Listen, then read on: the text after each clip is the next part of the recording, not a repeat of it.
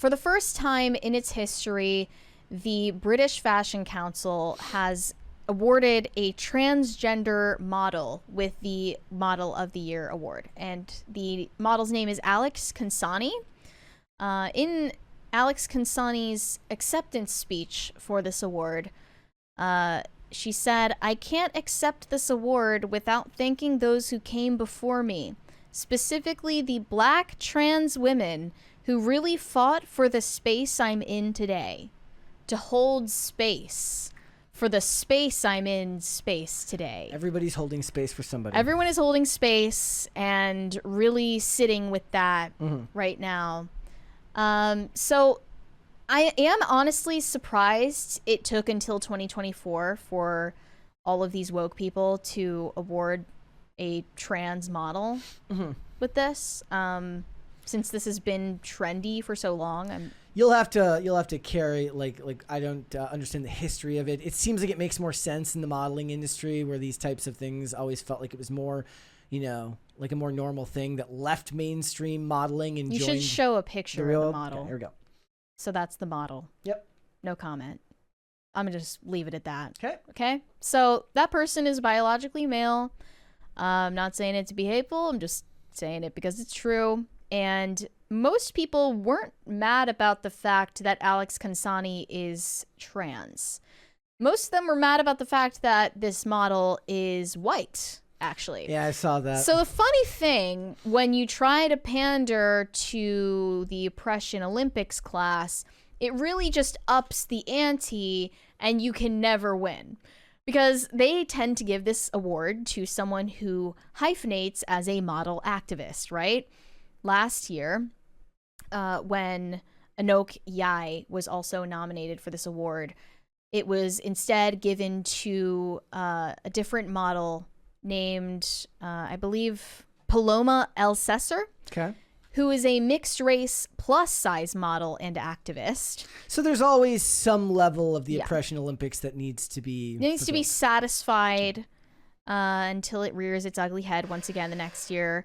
And here it blew up in their faces again because the other nominee for Model of the Year, Anouk Yai, was offended by a white person receiving the award instead of her. This is the second time she's been nominated in the past. And she posted on TikTok saying, "Alex, I love you and I'm so proud of you. British Fashion Council, thank you, but I don't want it anymore." She tried to throw it back in their face. Like, whatever, I didn't even want to win anyways, which is pathetic. And you're raining on someone else's parade and you look envious. But you have the liberty to do so because you are a racial minority and you get to throw your weight around in that way, especially in an industry like the fashion industry, which is super woke. And I just think they're gonna eat each other alive. Well, yeah. Like, I mean, there's no other conclusion to this. But it would have happened at any point in history because they're hyper-competitive industries. It's just that now it falls on the backdrop of identity politics, which is used as a weapon by those who are the most ambitious in the industry.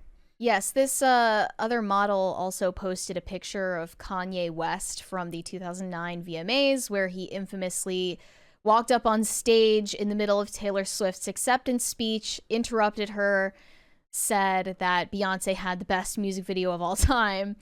And that was definitely, I don't know if people recognize it still, that was a racial event when Kanye said that. He didn't make it explicit on stage back in 2009, but that was 100% racially motivated when he did that to Taylor Swift. And it wouldn't have been perceived that way at the time because identity politics wasn't what it is today. But still, nonetheless, it was a targeted thing because Taylor Swift is white. And he felt that he needed to stand up for Beyonce because she's black. And a lot of people just didn't make it the surface level conversation at the time. But you can see now, clearly, that was his motivation for saying it. That's why she reposted that infamous photo. And she followed up because people were not happy with her response. They were saying, you can let someone else have this award. Stop acting like a child. But she clarified, saying, "If you have seen the effort that I have seen Alex put in, you would understand how proud I am of her. but Alex can be proud and I can be exhausted at the same time. It doesn't take away how much love we have for each other. So this comes back to the my feelings aren't invalid no matter what you say. I can say whatever I want because I'm valid, seen, heard, etc. And they always say that specific phrasing. They always say, we're tired. We're exhausted. And what they mean is, you know, us black women, like, we're exhausted. It was the same exact reaction, ironically, when we talked about Miss Universe.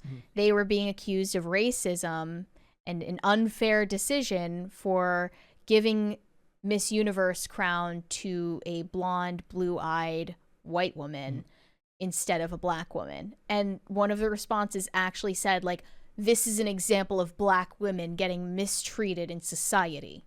The hyperbole is not lost on me. I think everyone loses in this situation because you had to choose between two obnoxious people whose biggest personality trait is their genitalia or skin color. Well, I mean, you're in an industry that's vapid by nature, and in the absence of an actual point system to win anything, that's what it's going to come down to, right? Like, there's a reason it's why, all vibes. as much as identity politics and politics in general has found its way into sports, where the rubber meets the road and you actually have to play a game and win, that's very, very different than being like, I won for this vague reason. I'm pretty sure that last year, the chick who won Model of the Year, Paloma Elsesser, was the plus-size model who was on Sports Illustrated, which caused that huge controversy and business failure for Sports Illustrated. When Jordan Peterson said he's not interested or that's not my type. Yeah. You know, that was the big reason why she was given an award, basically a pity award.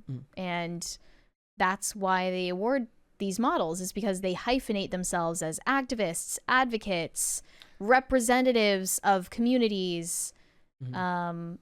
So if you're weighing someone being transgender against another person being black, and it's all turning into this weird calculus of how oppressed you are, you really cannot win. Yeah. So I saw this op-ed that Teen Vogue put out about the controversy, and they said, some on the internet believe that Anouk Yai hasn't handled her loss the right way, arguing that her vocal advocacy for herself takes away from Alex Consani's win, but that is not true. Yai can be upset at the institution, honoring her emotions while still being excited for Consani. No, you can't. The dismissal of her feelings serves no one. For so long, black and brown women have been told to just be grateful to be in the room, especially when it comes to fashion. We can acknowledge that minorities are often expected to accept defeat with humility and grace, while white people get to be whole versions of themselves. No, everybody should be willing to accept defeat with humility and grace. Yes. That's a universal ideal. Everyone is expected to do that. Yes. I don't know. Can you think of an example where a white person acted upset or entitled to an award that they lost and threw a tantrum and wasn't dragged for it? Like, I don't even know. The point is that this happens often enough to have an example. Race and gender shouldn't standard. matter in the state because they should be universal concepts to be graceful in defeat. In fact, it's one of the things that people tend to actually admire the most about someone is sometimes the hardest thing to do is to admit when you're wrong. And yet when you can do that, people will look at you in 10 times better light because you're willing to hold yourself to a certain standard.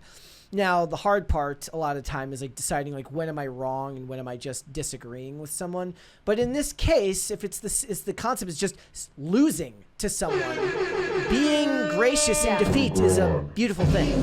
You're supposed to learn how to do that when you're like a grade school aged child. Well, yeah, there was a reason why. Thank you, guys. Thank you. Like, when I played sports, one of the things you did is after a game, whether it was hockey or baseball, both sports I played, you went and shook the other team's hand. And that matters. Because you have to learn to be gracious in defeat and honorable in victory. Yeah. Yeah, it was heavily penalized at any of my schools if you didn't, If you didn't display sportsmanship to the other team Yeah. and represent yourself and your school well. And that should not have anything to do with your race, your gender, or your sexual identity. It should be something that's instilled in you. It's a value that goes deeper than any of those things, to your core beliefs and principles. It's about being respectable, like maintaining respect and honor, like integrity for yourself.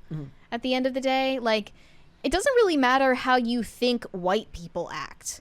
If you think that the way white people act is wrong, you shouldn't act like that. Just for the sake of shattering a double standard, which doesn't actually exist. It's paranoid delusion. Thanks for watching. Listen to full episodes of Pop Culture Crisis on Spotify. Keep up with us on social media and make sure you subscribe and ring that bell so you never miss the show. Bye, guys.